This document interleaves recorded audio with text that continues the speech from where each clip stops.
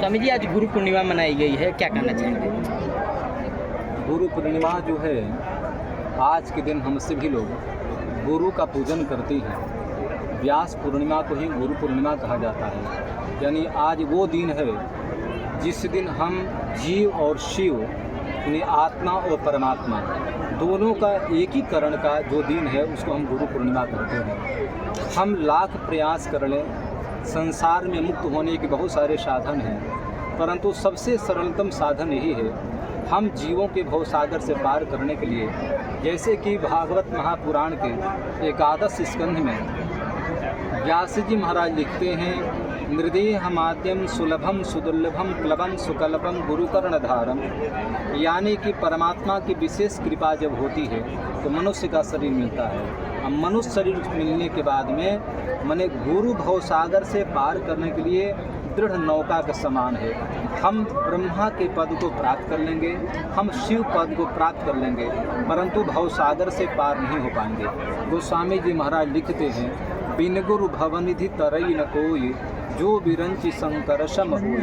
हम ब्रह्मा शिव आदि हो सकते हैं, भवसागर से पार नहीं हो सकते हैं। इसलिए बिना गुरु का ज्ञान नहीं मिलना है। अज्ञान जो है ईश्वर संबंधित जो ज्ञान करा दे, यानी कि भगवान से जो मिला दे, उसका नाम गुरु होता है। तो आज के दिन शिष्य गुरु के निकट जा कर के गुरु को विग्रह के, गुरु के शरीर के यानी स्वरूप का पूजन करते हैं। यद्यपि गुरु देखने से चर्म शरीर का होता है, स्थूल स्वरूप का होता है, परंतु शास्त्रों में जैसा वर्णन किया गया है गुरु परब्रह्म के समान होता है। जैसे किसी प्यासे व्यक्ति को प्यास लगी हो तो पानी तो सब जगह व्याप्त है, आकाश में भी पानी है, नीचे भी पानी है, लेकिन उस पानी से प्यास बुझने वाला नहीं है। तो भगवान आकाश के मान या पताल के गुरु जो होता है अंजलि के जल के समान होता है। तरहथी में जल है, प्यास लगी है, पानी पी लूँगा। तो सबसे करीब आचार्यो पुरुषो वेद। हमारे यहाँ आचार्य को साक्षात ब्रह्म बताया गया है, आचार्यवान पुरुषो वेद।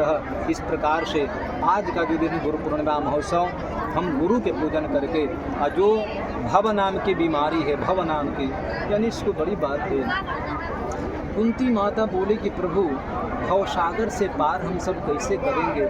हमारे जैसे माना जाए ट्रीटमेंट के बहुत सारे साधन हैं, लेकिन सबसे बड़ी बीमारी जीव के पास ये भव नाम की बीमारी है। बार बार जन्मना, बार बार मरना, बार बार मातृगर्भ में जाना, उससे वंचित होने चाहते हैं। तो इस भव नाम की बीमारी से दूर करने के लिए गुरु एक अवलंबन है, साधन है। तो आज के दिन गुरु पूजा करके हम निश्चित ही इस भव सागर से पार कर लेंगे। और हम लोग तो बड़े भाग्यशाली हैं कि शेषावतार भगवत पाद श्री त्रिदंडी स्वामी से महापुरुष हम सबको गुरु मिला है। ऐसे महापुरुषों का सानिध्य मिला है, गुरु के रूप में है, तो मुक्ति जरूर हो जाएगी। तो आज गुरु व्यास पूर्णिमा के दिन गुरु पूजन करके आत्मोद्धार, आत्मश्रेय और आत्ममुक्ति करने का साधन है। स्वामी जी, चतुर्मास व्रत उपरांत जो यज्ञ का किया जाएगा आयोजन, उसके लिए क्या कहना चाहिए? जी, चातुर्मास व्रतोपरांत जैसा कि 29 अक्टूबर से लेकर के 5 नवंबर तक, तो ये 8 दिवसीय कहा जाए, 9 दिवसीय भागवत कथा राम कथा है। इसके उपरांत में 5 दिवसीय श्री लक्ष्मी नारायण महायज्ञ रखा गया, जो कि 1000 कुंडात्मक है। 1000 कुंड होंगे, उसमें लगभग 1100 से ऊपर ब्राह्मण होंगे और भारत के माने जाने विद्वान जो हैं वो सारे के सारे लोग आएंगे। तो यज्ञ एक सनातन संस्कृति के धरोहर है, संस्कार सनातन धर्म की रक्षा के कार्य करता है। और यज्ञ से अब बात यह कि लोग कहा करते हैं कि स्वामी यज्ञ क्यों करते हैं? जैसा कि वेदों में वर्णित है, यज्ञो वै श्रेष्ठतरम कर्म। जितने भी कर्म करते हैं उन समस्त कर्मों में यज्ञानुष्ठान सर्वोपरि कर्म है। इसी बात को ध्यान में रख करके चातुर्मास व्रत के उपरांत व्रत पूर्ण होने के बाद में 1008 कुंडीय अति लक्ष्मी नारायण महायज्ञ रखा गया है, जो कि यज्ञ से संपूर्ण विश्व का, संपूर्ण राष्ट्र का, संपूर्ण प्राणी मात्र के और मनुष्य मात्र की बात छोड़ दिए, जीव मात्र का उद्धार जो है यज्ञ के माध्यम से होता है। गीता में भगवान श्री कृष्ण कहते हैं कि अर्जुन, सहयज्ञा प्रजाशिष्टा पुरोवाच प्रजापति। सृष्टि की आदि में ब्रह्मा जी महाराज ने यज्ञ किया था, तो उसी को लेकर के यहाँ पर यज्ञ का अनुष्ठान रखा गया है।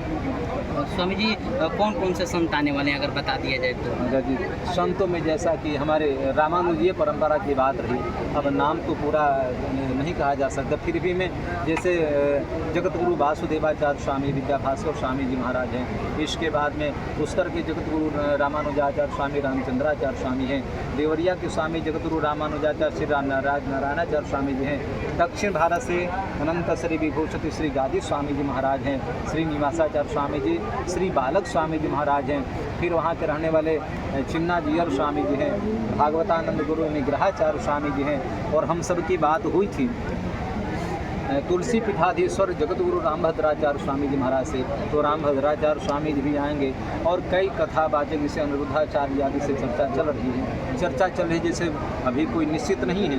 बागेश्वर धाम वाले यानी श्रीधर धीरेन्द्र जी शास्त्री की भी चर्चा चली है, वहाँ तक सूचना पहुँच गई है। ठाकुर जी की इच्छा रही तो वो भी आएंगे।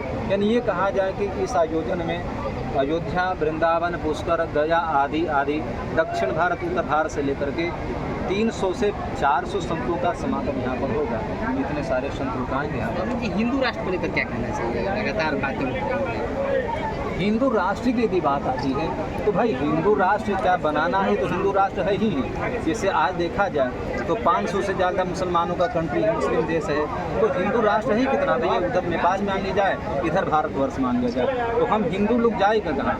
हम लोग सऊदी अरब तो नहीं जाएंगे, हम लोग अन्य देशों में तो नहीं जाएंगे, पाकिस्तान में तो नहीं जाएंगे, पाकिस्तान में मुस्लिम है ही हैं, तो हिंदुओं को रहने के लिए हिंदुस्तान स्थान है, और यहाँ के अलावा कहाँ? तो हिंदू राष्ट्र अब बनाना क्या, हिंदू राष्ट्र है ही है, बस थोड़ा सा इसमें थोड़ा सा परिवर्तन किया जाए, है ना, ताकि हिंदू कम से कम इस देश में राष्ट्र में सुरक्षित रहें, ये इनका अधिकार है। हाँ, तो हिंदू राष्ट्र बिल्कुल होना चाहिए, है भी तो हिंदू राष्ट्र, लेकिन थोड़ा सा और परिवर्तन करने की आवश्यकता है। स्वामी जी भगवान से मिलने के लिए क्या करना चाहिए?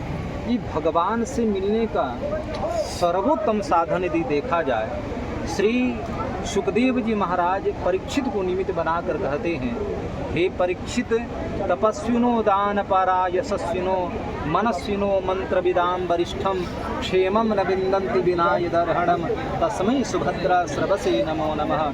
हम कितनी भी तपस्या कर लें, तपस्या से देखो भगवान मिलते भी नहीं मिलते हैं। हम दान कितना भी कर लें, दान एक माध्यम है, ज्ञान एक माध्यम है। जैसे गीता में भगवान बोले तपस्विनो ध्यान आदि चर्चा आई है।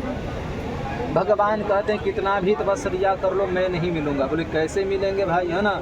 बोले कि मात्र हमको मिलने का एक साधन है, भक्ति साधन है। और शुकाचार्य महाराज कहते हैं शरणागति। शरणागति मतलब ईश्वर के प्रति हम समर्पित हो जाएं। समर्पित जिस दिन हो जाएंगे उसी दिन हम ईश्वर को प्राप्त कर लेंगे।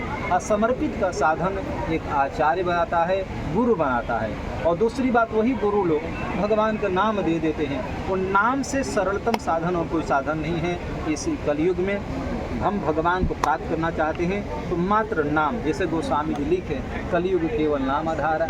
नाम के माध्यम से हम परमात्मा को सहज खेती, व्यापार, नौकरी आदि कृषि करते हुए प्राप्त कर लेंगे, और कोई